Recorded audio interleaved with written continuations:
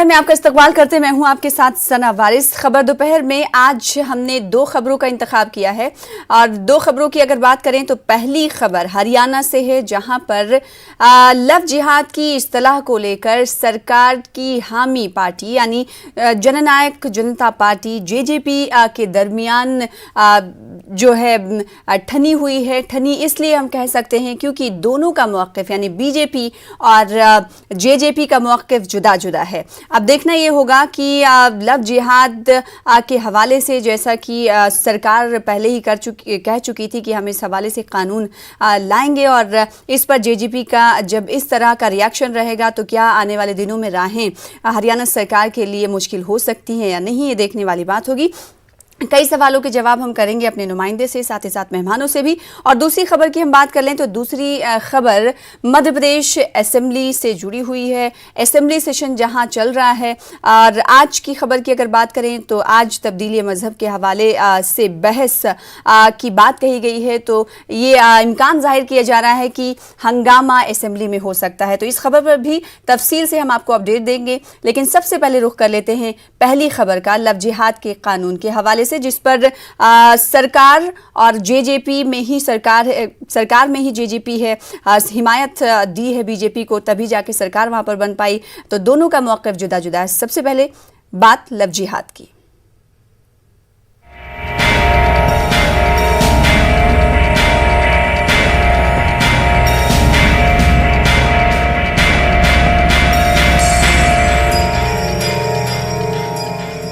हरियाणा हुकूमत लव जिहाद को रोकने के लिए असेंबली इजलास में बिल मुतारिफ करने जा रही है, लेकिन इस खास इस्तिलाह से नायब वजीर आला दुष्यंत चौटाला इत्तफाक नहीं रखते। पार्टी की एक मीटिंग में उन्होंने वाजे कर दिया कि अगर जबरन तब्दीली मजहब को रोकने के लिए कानून वज़ा किया जाता है तो जननायक जनता पार्टी इसकी हिमायत करेगी, लेकिन अगर लव जिहाद के नाम से कोई कानून पेश किया जाएगा तो हमारी पार्टी इस पर बातचीत करेगी। यानी दोनों का मौक़िफ़ जुदा जुदा है। जैसा कि हम जानते हैं कि हरियाणा में बीजेपी की सरकार है और जननायक जनता पार्टी की हिमायत से ये सरकार बनी है। दुष्यंत चौटाला नायब वजीर आला है, तो नायब वजीर आला के इस मौक़िफ़ से ऐसा माना जा रहा है कि दोनों का मौक़िफ़ अलग अलग है, क्योंकि लव जिहाद के इस्तिलाह से ही जननायक जनता पार्टी के लीडर और नायब वजीर आला दुष्यंत चौटाला ये कहते हुए नजर आए हैं कि अगर लव जिहाद की इस्तिलाह पर कानून लाया जाता है तो उनकी पार्टी इस पर बातचीत करेगी। यानी हो सकता है कि आने वाले दिनों में अगर लव जिहाद के हवाले से कानून पेश किया जाता है तो मुश्किलात बीजेपी के लिए हो सकती हैं। यहाँ पर यह बताना भी बेहद ज़रूरी है कि उत्तर प्रदेश में जब और मध्य प्रदेश में जब इस हवाले से कानून वज़ा करने की बात कही जा रही थी तो उस वक्त लव जिहाद का नाम काफ़ी ज़ोर शोर से उठा था, लेकिन जब असेंबली में लव जिहाद के हवाले से कानून और ऑर्डिनेंस के ज़रिए जब ये कानून का निफाज किया गया, उस वक्त लव जिहाद का नाम नहीं था। यानी लव जिहाद के हवाले से डिबेट्स में और सरकारी मंच पर और सोशल मीडिया पर लव जिहाद के इस्तिलाह का इस्तेमाल किया जाता है, लेकिन जिस ऑर्डिनेंस की बात हम कर रहे हैं जिसके ज़रिए कानून का निफाज उत्तर प्रदेश में अमल में आया, उसमें लव जिहाद नाम तक नहीं था। धर्मनिरपेक्ष जबरी तब्दीली मजहब को लेकर कानून बनाया गया। तो ऐसा ही कहना नायब वजीर आला हरियाणा दुष्यंत चौटाला का है। तो इससे ये साफ जाहिर हो रहा है कि लव जिहाद के खिलाफ कानून की पार्टी हामी नहीं है। तब्दीली मजहब के खिलाफ कानून के दुष्यंत हामी हैं। नायब वजीर आला हैं दुष्यंत चौटाला हरियाणा के, जिन्होंने लव जिहाद कानून की मुखालिफत की है। उन्होंने कहा कि हमें यानी हमारी पार्टी को, जननायक जनता पार्टी को लव जिहाद इस्तिलाह से दिक्कत है, परेशानी है। अगर इस पर यानी लव जिहाद पर कानून लाती है तो हम इसकी मुखालिफत करेंगे, हम हामी नहीं हैं। यानी जननायक जनता पार्टी बीजेपी का साथ नहीं देगी, ऐसा इम्कान जाहिर किया जा रहा है। हालांकि तफसील से दुष्यंत चौटाला जो कि नायब वजीर आला हैं हरियाणा के, उन्होंने इस पर अपनी बात नहीं रखी है, लेकिन फिर भी ये सवाल उठता है कि जननायक जनता पार्टी के लीडर और नायब वज़ीर आला दुष्यंत चौटाला का ये कह देना कि लव जिहाद के खिलाफ कानून की पार्टी हामी नहीं है, ये अपने आप में बड़ी बात समझी जा रही है। अंकित हमारे साथ हमारे नुमाइंदे जुड़ रहे हैं इस खबर पर, और दुष्यंत चौटाला के इस मौक़िफ़ पर लोगों का रिएक्शन क्या है, खुद बीजेपी का रिएक्शन क्या है, क्योंकि अब ये समझ में आने लगा है कि दोनों के मौक़िफ़ में काफ़ी डिफरेंस नज़र आ रहा है। अंकित बताइएगा कि दुष्यंत चौटाला के इस रद्द-ए-अमल से, लव जिहाद के कानून के हवाले से रद्द-ए-अमल से क्या कुछ रद्द-ए-अमल देखने को मिल रहा है और बीजेपी ने इस पर क्या कुछ रिएक्शन दिया है?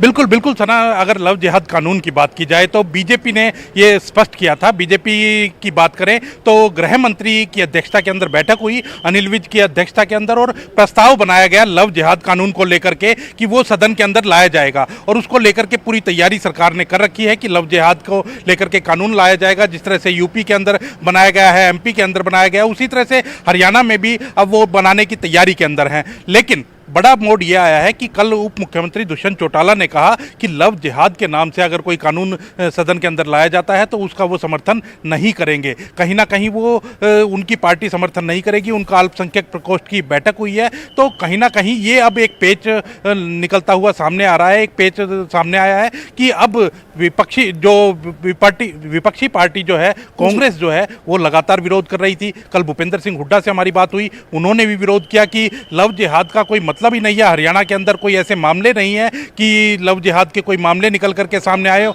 अभी आरटीआई से भी सूचना जो एक प्राप्त हुई थी, उसमें भी लव जिहाद के कोई मामले नहीं आए थे। लगभग 6 मामले आए थे, उसमें से 4 मामले निपट चुके हैं और वो लव जिहाद से जुड़े हुए कानून नहीं मामले नहीं थे। तो कहीं ना कहीं यही विपक्ष का कहना है कि हरियाणा में लव जिहाद जैसा ऐसा कुछ नहीं है, और अगर कानून लेकर के आती है सरकार तो कांग्रेस उसका विरोध करेगी। अभी हालांकि सदन के अंदर प्रस्ताव आएगा नहीं आएगा वो अभी संशय है, क्योंकि 2 कानूनों की बात की गई थी। एक लव जिहाद के कानून की बात की गई थी, एक सरकारी संपत्ति को अगर नुकसान पहुंचाया जाता है तो उन्हीं से रिकवरी होगी, एक ऐसे कानून की बात कही गई थी। तो दोनों कानून अगर सदन में आते हैं तो उसका विरोध होता है या पक्ष में उसके खड़े होते हैं, क्योंकि खुद सहयोगी पार्टी जजपा उसका विरोध कर रही है, और जजपा भी कह रही है कि उसका स्वरूप, अगर कोई धर्म परिवर्तन होता है, कि कोई किसी धर्म से दूसरे धर्म के अंदर परिवर्तन करवाता है, जबरदस्ती धर्म परिवर्तन करवाता है, उसका कोई अगर कानून बनता है तो जननायक जनता पार्टी ने कहा कि वो उसका समर्थन करेंगे, उसका कानून बनना चाहिए। अंकित, जैसा कि हम जानते हैं कि उत्तर प्रदेश में जब ऑर्डिनेंस लाया गया और जब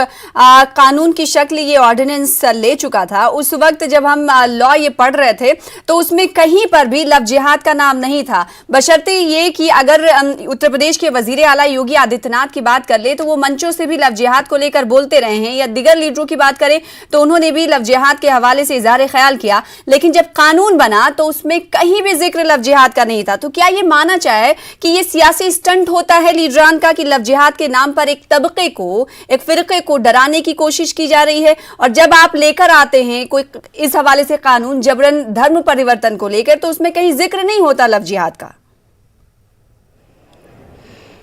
इसका एग्जाम्पल यूपी के तौर पर हमारे सामने, इसमें कोई दो राय नहीं है, क्योंकि हो सकता है कि बिल्कुल हो सकता है कि ये भी एक कारण रहा हो, और इसी वजह से जो भाजपा की सहयोगी पार्टी जजपा है, क्योंकि उसने इस नाम के ऊपर ही ऐतराज जताया है कि उन्होंने कहा कि लव जिहाद जो नाम है, इस नाम से अगर कोई कानून आता है तो हम उसका विरोध करेंगे। उन्होंने ये नहीं कहा कि और किसी नाम से आता है या और कोई प्रारूप उसका बन करके आता है तो वो उसका विरोध करेंगे। तो कहीं ना कहीं ये एक टेक्निकल पेच हो सकता है, और जिस तरह से आपने उत्तर प्रदेश का एग्जाम्पल दिया है उसी तरह से भी हो सकता है हरियाणा की विधानसभा के अंदर भी ये प्रस्ताव आता हुआ नजर आए कि लव जिहाद कहीं भी ना लिखा हो, ये नाम ना दिया गया हो, लेकिन राजनीतिक लोग जो अपनी बात करते हैं, अपना बयानबाजी करते हैं, उसके अंदर लव जिहाद जरूर बोलते हैं, और लव जिहाद कहकर के जिस तरह से जो बातें वो उनके माध्यम से कही जाती हैं वो जरूर कही जाती हैं, लेकिन कानून में उसका जिक्र ना हो ये हो सकता है। क्योंकि जिस प्रकार से जननायक जनता पार्टी ने विरोध जताया है, दुष्यंत चौटाला ने विरोध जताया है, तो वो लव जिहाद नाम ना लेकर के और कानून बनाया जाए, और धर्म परिवर्तन अगर कोई करता है और जबरदस्ती कोई किसी का धर्म परिवर्तन करवाता है तो उसके खिलाफ कानून विधानसभा अगर लाती है तो जननायक जनता पार्टी भी पक्ष में आएगी। और कांग्रेस का अभी ये कहना मुश्किल है कि कांग्रेस पक्ष में आती है या विरोध करती है, क्योंकि कांग्रेस के जो लीडरान हैं उन्होंने अभी ये इस बारे में साफ नहीं किया है। उनका यही कहना है कि विधानसभा के अंदर जब कानून आएगा तो पहले उस प्रस्ताव को पढ़ेंगे, उसको देखेंगे, और उसके बाद ही उसका समर्थन करना है या विरोध करना है वो उसी समय तय करेंगे। जी। जी, जाहिर सी बात है। तो कांग्रेस ने स्टैंड जाहिर किया है, लेकिन अपोजिशन पार्टियों की अगर बात करें तो उन्हें तो मौका मिल गया होगा अंकित, कि जब बीजेपी के साथ जेजेपी ही नहीं दे रही है इस इस्तेलाह पर, इस नाम पर, तो आखिर अपोजिशन पार्टियों के लिए बैठे बिठाए एक मुद्दा मिल गया होगा। बिल्कुल, इसमें कोई दो राय नहीं है, क्योंकि लव जिहाद का नाम जो है, नाम से विरोध किया है, जजपा ने विरोध किया है, तो कांग्रेस तो उसको भुनाएगी ही, क्योंकि कांग्रेस विरोध के अंदर है। तो जब सत्ता में जो पार्टी है और साझे में जो पार्टी है वही उसका विरोध कर रही है, तो वही बात है कि नाम को चेंज किया जा सकता है, कानून के अंदर नाम ना दिया जाए, लव जिहाद जैसा वर्ड कोई ना दिया जाए। जैसा कि उत्तर प्रदेश का एग्जाम्पल है कि योगी आदित्यनाथ खुले मंचों से आज भी कहते हैं और पहले भी कहते आए, लव जिहाद के नाम के ऊपर वो खूब भाषण देते थे, लेकिन जब कानून आया तो उसमें लव जिहाद का कहीं नाम नहीं था, लेकिन कानून बन गया। और उसी तरह अगर हरियाणा की विधानसभा में भी ऐसा कानून बनता है तो जननायक जनता पार्टी भी साथ देती हुई नजर आएगी। लेकिन कांग्रेस संशय में है, कांग्रेस उसमें साथ देती है, विरोध करती है, वो अभी देखना होगा, क्योंकि विरोधी पार्टी है कांग्रेस, विपक्षी पार्टी है, और कांग्रेस लगातार यही कहती है कि हम सभी धर्मों को इकट्ठा लेकर के चलते हैं। हालांकि बीजेपी है हो या जननायक जनता पार्टी हो, वो भी यही कहते हुए नजर आते हैं कि हम सेकुलर हैं, बिल्कुल इसमें कोई वो नहीं है। लेकिन अब कानून आता है तो उसके बाद देखना होगा कि किस तरह से प्रारूप बनता है, क्या कानून में प्रावधान होते हैं, क्या सदन के अंदर रखे जाते हैं, उसके बाद ही विरोध होता है या पक्ष लिया जाता है, वो देखना होगा। जी, जैसे कि जननायक जनता पार्टी ने ये बात कह दी है कि लव जिहाद के हामी नहीं है, अगर लव जिहाद के नाम पर कोई कानून लाया जाता है तो उसका समर्थन उनकी पार्टी नहीं करेगी, लेकिन अगर धर्म परिवर्तन, जबरन तब्दीली मजहब को लेकर कानून आता है तो पार्टी सोचेगी और इस पर समर्थन देगी। ऐसे में बीजेपी का क्या रिएक्शन है इस पर?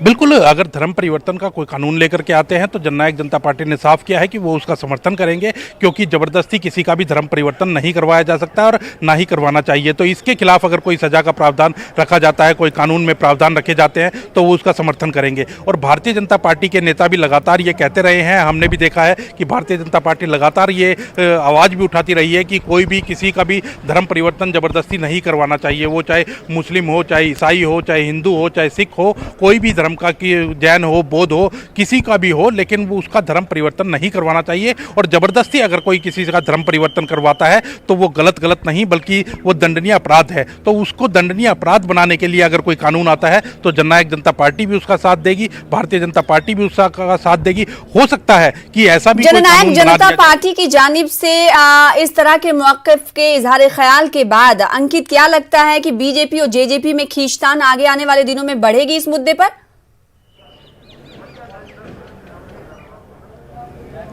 ऐसा नहीं कह सकते कि कोई इस मुद्दे के ऊपर अगर कोई बात निकल करके सामने आई है तो कोई आगे खींचतान बढ़ने वाली बात है, ऐसा नहीं कहा जा सकता, क्योंकि ऐसे बहुत से मौके हैं और पहला ऐसा विषय है जिसके ऊपर दुष्यंत चौटाला खुल करके बोले हैं। लेकिन ऐसा नहीं है कि भारतीय जनता पार्टी भी जानती है कि अगर दुष्यंत चौटाला की पार्टी का समर्थन नहीं मिला तो वो सत्ता के अंदर नहीं रह सकते। तो कहीं ना कहीं अगर थोड़ा बहुत उनको भी बैक लेना पड़ेगा तो वो लेते हुए नजर आ सकते हैं। और जननायक जनता पार्टी भी उस स्थिति में नहीं है कि वो ज़्यादा मोलभाव करे और ज़्यादा कहीं ना कहीं कोई बात कहे, सरकार से मनवाने की कोशिश करे, क्योंकि दोनों ही इस स्थिति के अंदर है कि सरकार अगर चलानी है, संयुक्त सरकार चलानी है, तो हरियाणा में तो दोनों को साथ ही रहना होगा। बिल्कुल अंकित, दोनों सरकार में जाहिर सी बात है एक दूसरे को, दोनों को जरूरत है। क्या ये पार्टी लीडरान के दरमियान दुष्यंत चौटाला बात नहीं कर सकते थे, या फिर उनकी कोई स्ट्रैटेजी ये समझी जाए कि बीजेपी पर हम दबाव बनाते रहें, चाहे वो किसी तरीके से हो?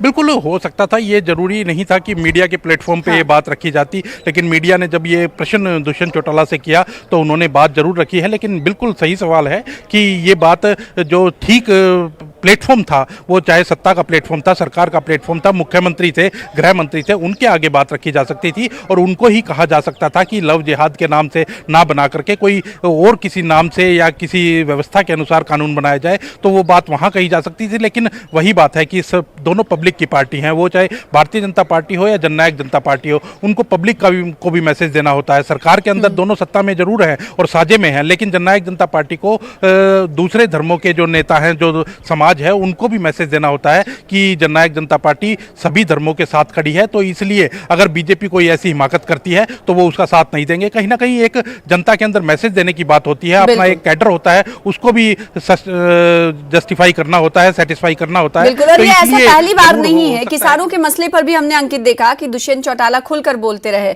उन्होंने सरकार से कहा कि इस कानून पर गौर खौज किया जाए और हम किसानों के साथ, यानी अपनी पार्टी सॉफ्ट कॉर्नर वो रखते हुए नजर आए। बेहद शुक्रिया अदा करना चाहेंगे अंकित हमारे साथ जुड़ने के लिए और तफसील से जानकारी इस हवाले से फराहम करने के लिए। फिलहाल खबर दोपहर में रुकेंगे छोटे से ब्रेक के लिए, दूसरी खबर की तरफ बढ़ेंगे ब्रेक के बाद। ब्रेक के बाद खबर दोपहर में एक बार फिर से आपका इस्तकबाल करते हैं। इस वक्त की बड़ी खबर का रुख कर लेते हैं जो कि जम्मू कश्मीर से आ रही है। आपको तफसील दे दें कि मीर वाइज मौलवी उमर फारूक को जामा मस्जिद जाने की इजाजत नहीं दी गई, इन्हें फिर नजरबंद कर दिया गया है। जुमेरात को यानी कल ही मीर वाइज मौलवी उमर फारूक को 19 माह के बाद रिहा किया गया था और आज जुमे का दिन है, क्योंकि जैसे कि हम जानते हैं कि मीर वाइज मौलवी उमर फारूक जुमे के दिन जामा मस्जिद में खुतबा देते हैं और आज जुमा होने की वजह से उन्हें मस्जिद जाने की इजाजत नहीं दी गई है, उन्हें फिर से नजरबंद कर दिया गया है। जुमेरात को यानी कल ही मीरवाइज मौलवी उमर फारूक को आर्टिकल 370 की मनसूखी के बाद 19 महीने के बाद रिहा किया गया था और आज एक बार फिर से उन्हें नजरबंद कर दिया गया है। तफसीलात ये नहीं मिल पाई कि क्या सिर्फ आज के दिन के लिए ही उन्हें नजरबंद किया गया है या फिर आगे रिहाई के बाद भी उन्हें नजरबंद किया जाएगा। आपको इस हवाले से तफसीलात देते रहेंगे। फिलहाल खबर ये है कि मौलवी उमर फारूक को जामा मस्जिद जाने की इजाजत नहीं दी गई है। जुमे के पेश नजर उन्हें इजाजत नहीं दी गई है, एक बार फिर से उन्हें नजरबंद कर दिया गया। कल ही मीरवाइज उमर फारूक को 19 माह के बाद रिहा किया गया था। घर में नजरबंद कर दिए गए थे। जम्मू कश्मीर के कई लीडर, हुर्रियत कॉन्फ्रेंस के लीडर मीरवाइज उमर फारूक को भी नजरबंद किया गया था जब आर्टिकल 370 की मनसूखी की गई थी। उसके बाद से 19 माह तक मीरवाइज मौलवी उमर फारूक नजरबंद थे, जिन्हें कल रिहा किया गया और रिहाई के बाद आज फिर उन्हें नजरबंद कर दिया गया है। मौलवी उमर फारूक को जामा मस्जिद जाने की इजाजत नहीं दी गई है, एक बार फिर से उन्हें नजरबंद कर दिया गया है। मध्य प्रदेश असेंबली में मजहबी आजादी बिल पर बहस हो रही है। बहस के लिए 1.5 घंटे का वक्त मुकर्रर किया गया है। वहीं रियासत के होशंगाबाद, हबीबगंज, इस्लाम नगर, ईदगाह हिल का नाम बदलने को लेकर असेंबली में प्राइवेट बिल भी पेश किया जा रहा है। इस वक्त असेंबली में क्या कुछ चल रहा है और मजहबी आजादी के हवाले से बहस कहां पर पहुंची, क्या बड़ी बातें सामने आप आई हैं, ये जानने की कोशिश करेंगे। हमारे साथ हमारे नुमाइंदे मेहताब आलम जुड़ रहे हैं इस खबर पर मजीद अपडेट के साथ। मेहताब आलम, मजहबी आज़ादी को लेकर आज बहस के लिए वक्त भी मुकर्रर कर दिया गया है और इस पर बहस की शुरुआत भी हो गई है। इस हवाले से क्या कुछ जानकारी, बड़ी बातें क्या कुछ निकल कर सामने आई? सना बता दें कि मजहबी आज़ादी कानून का जो मामला है मध्य प्रदेश हुकूमत ने जिसका पहले ऐलान किया था, असेंबली में लाना चाहती थी, लेकिन असेंबली का फिक्र कोरोना की वजह से मुलतवी हुआ था, तो हुकूमत इसको ऑर्डिनेंस के जरिए इसको नाफिज किया था और मध्य प्रदेश के वजीर दाखिला ने इसको पेश किया और आज जो है घंटे का वक्त असेंबली स्पीकर बिल गौतम ने मुकर्रर किया। इसमें जो शुरुआती चरण में हुकूमत ने मध्य प्रदेश के मुख्तलिफ अतला में जो तब्दील मजहब का मामला आया है, नज़िहात से जिसको कह रहे हैं, उसको जो उसके आज़ाद शुमार पेश किया और बताया कि इस तरह से कितनी गंभीर मामले निकल कर आ रहे हैं। लेकिन वहाँ पे सामाजिक तंजीमों की बात करें, वो इससे नाला और इस मामले को लेकर जो है वो सुप्रीम कोर्ट और हाई कोर्ट के दरवाजे भी खटखटा चुके हैं। हमारे साथ सद्भावना मंच और जमीयत उलमा के लोग मौजूद है। उनसे जानते हैं कि जो है आज एक साथ दो चीजें जो असेंबली में बहस जो इस वक्त जारी है और वो बहस जारी है मजहबी आज़ादी कानून को लेकर, उसके बाद जो है प्राइवेट बिल जो है पेश किया जाएगा जो मुख्तलिफ शहरों के नाम तब्दील करूँ, कैसे देखते हैं? बिस्मिल्लाहिर्रहमानिर्रहीम। देखिए, जो ये दोनों बिल जो सरकार आज पेश करने जा रही है, इस बात को समझना होगा कि हिंदुस्तान जो है एक मिली जुली तहजीब का शहर है, मिली जुली रिवायत का शहर है। हम यहाँ देखते हैं कि यहाँ में रामनगर भी है और मुजफ्फरपुर भी है, लेकिन शासन जो है, सरकार जो है, ख़ास तौर पे पता नहीं अपनी हट दर्मी की वजह से और पूर्वाग्रह से ग्रसित होकर ये काम कर रहे हैं कि जो मुसलमानों से ताल्लुक़ रखने वाले जो नाम हैं उनको बार बार निशाना बनाया जा रहा है और हिंदुस्तान की जो मिली जुली तहजीब है, जो हमारा सरमाया है, उसको जो है तहस नहस करने पे तुले। हमारी यही है कि अगर आपको किसी से नाम किसी से आपको अगर ऑब्जेक्शन है, अगर आपको किसी एक नाम से दिक्कत है, लेकिन आप तो जहां पर भी आपको इस्लामी नाम देखते हैं या मुसलमानों के ताल्लुक वाला नाम देखते हैं तो आप उसे बदलने पे तुलें।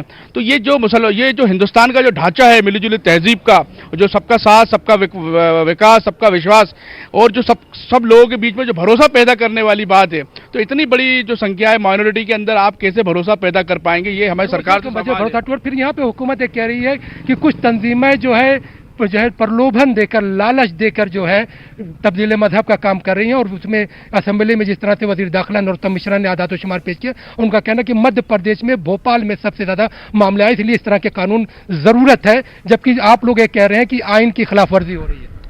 देखिए, बिस्मिल्लाहिर्रहमानिर्रहीम। देखिए, अभी तक तो भोपाल में ऐसा कोई मसला नहीं आया और कोई भी मजहब के लोग किसी भी तरह का लालच देके धर्म परिवर्तन नहीं करवाते। अपनी खुशी से जिनको मजहब बदलना होता है वो बदलते हैं, वो बदलते रहेंगे।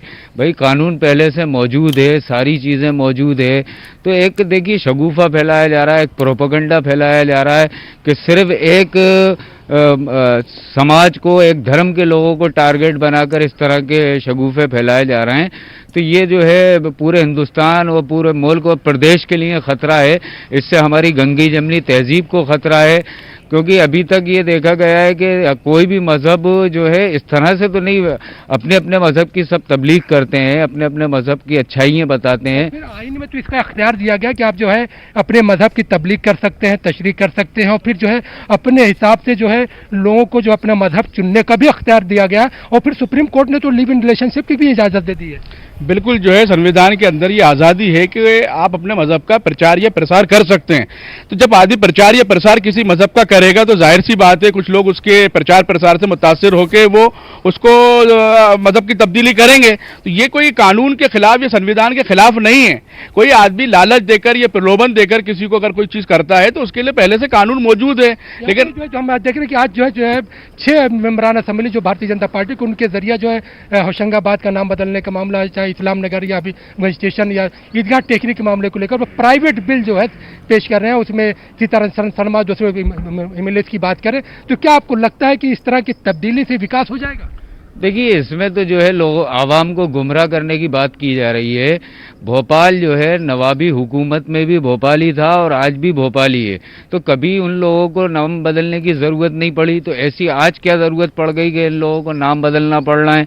तो कहीं ना कहीं सिर्फ लोगों को और आवाम को गुमराह करने वाली बात हो रही है कि लोगों का तरक्की और विकास की तरफ से ध्यान हटकर बेजा की तरफ ध्यान ले जाया जाए, ताकि विकास की और दीगर चीज़ों की आवाम बात न कर पाए, आवाम जो चीजों की तरफ बात न कर पाए। और फिर ये भी कहा जा सकता है कि मील के पत्थर बदल देने से विकास नहीं हो सकता है, विकास के लिए विकास का काम करना पड़ेगा। बिल्कुल। मेहताब आलम, जिस तरीके से सरकार से बार बार पूछा जाता रहा, चाहे वो बेरोजगारी के हवाले से सवाल हो, आंकड़े की बात, डेटा की बात की जाती रहो, चाहे माइग्रेंट्स के हवाले से उनसे सवाल किया जाता हो, उनके पास डेटा मौजूद नहीं रहता। यही मामला तब्दीली मजहब को लेकर भी है। मरकजी सरकार से भी डेटा मांगा जाता रहा है। अब रियासती सरकार की अगर हम बात करें, जिस तरीके से इस कवानीन के निफाज के बाद उनसे पूछा जाता है कि कितने मामले उनके स्टेट में सामने आए, तो वो अदाद-ओ-शुमार नहीं सामने रख पाते हैं। अब सवाल ये उठता है कि जब असेंबली में बहस हो रही है, कुछ देर पहले आपने कहा कि आंकड़े की बात सरकार कर रही थी, तो भोपाल में ज्यादा केस पेश होने के मामले को लेकर उन्होंने आंकड़ा दिया। क्या पूरे मध्य प्रदेश की अगर बात करेंगे तो डेटा क्या कुछ रखा है आज असेंबली में सरकार ने?